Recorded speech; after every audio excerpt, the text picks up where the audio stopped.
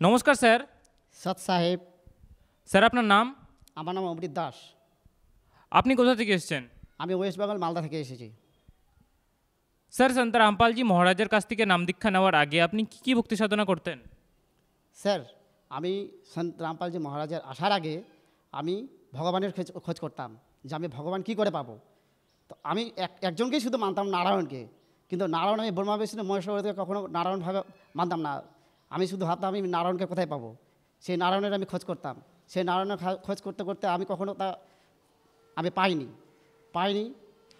2021 সালে যখন আমাদের বাড়িতে বিশাল বড় একটা অসুখ হয়ে যায়, আমার মা বাবা দুজনের করোনা হয়ে যায়। করোনা হওয়ার পরে মা আমার করোনাতে মারা যায়।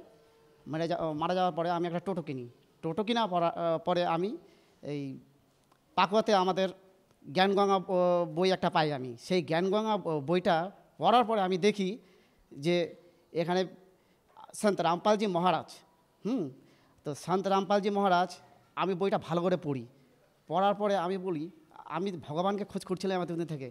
তো ভগবানকে খোঁজ করছিলাম, তবু বাড়ির অসুবিধার কারণে আমি অনেক বাড়িতে যাই জানাই, ওরা কোনো কান দেয় না। এর মধ্যে আমার 2021 বিয়ে হয়ে যায়। বিয়ে হওয়ার আগে আমি আমার ভগবতীকে ফোন করে বলেও দিই যে তুমি আমাকে যদি বিয়ে করো, আমি কিন্তু একজনকেই খোঁজ করি, ভগবানকে।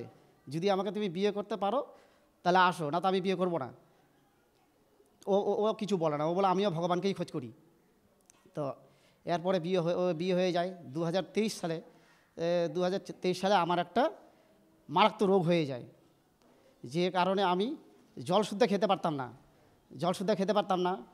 তো আমি নামদান সেন্টার দিদিকে একবার কল করার পরে আমি যে জ্ঞানগঙ্গা বইটা পেয়েছিলাম, সেই বইটাকে যাই আমি বারবার প্রার্থনা করতাম যে হে ভগবান, আমি তো তোমারে খোঁজ করি, আমি কি করে তোমাকে পাবো? আমি যে তোমাকে না পেলে আমার জীবনটাই বেকার হয়ে যাবে। এখন আমার এত বড় অসুখ হয়েছে, আমি ডাক্তারকেও দেখাই, ডাক্তার বারবার শুধু গলার ছবি করে, আর কিছুই আমার লাভ হয় না। আমি ওকে বলি যে আমি যদি মরেও যাই তাহলে আমি এখন নাম নিয়ে যদি আমি মরি, তাও আমি বলতে পারবো অন্ততপক্ষে যে আমি ভগবানের কাছে গিয়েছিলাম। তারপর আমি জ্ঞানগঙ্গা বইয়ে যে নাম্বার দেওয়া আছে সেই নাম্বারে ডায়াল করি, সেই নাম্বার হরিয়ানায় কল লেগে যায়। ওরা ওখান থেকে মালদার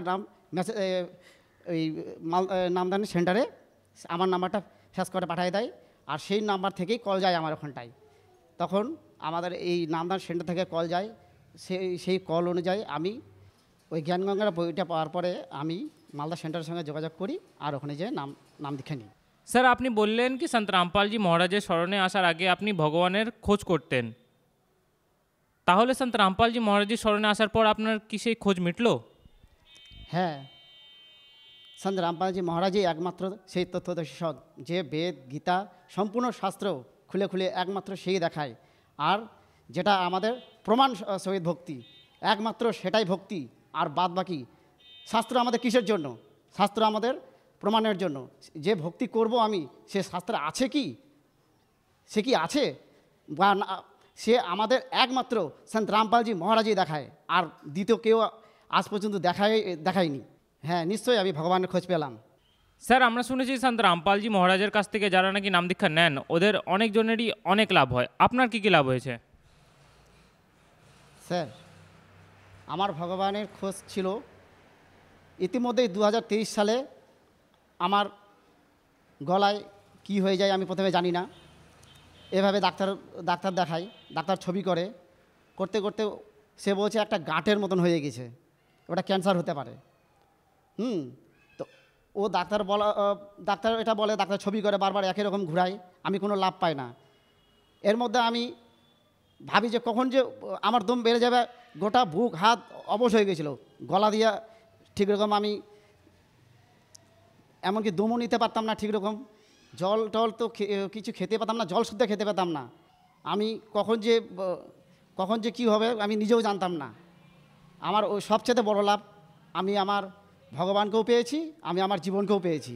আর একটা ভগতজি, নাম দীক্ষা নেওয়ার পরে আমার